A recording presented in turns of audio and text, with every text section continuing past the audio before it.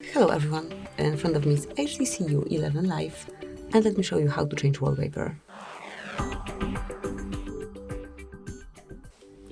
First of all, open the settings, then find and select display and buttons, click on wallpaper and select the source from which you want to pick your wallpaper.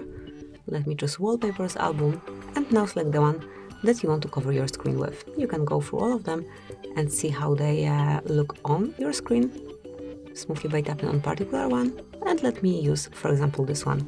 Click on Set Wallpaper then, and finally decide if it's for your home screen only, just your lock screen, or both.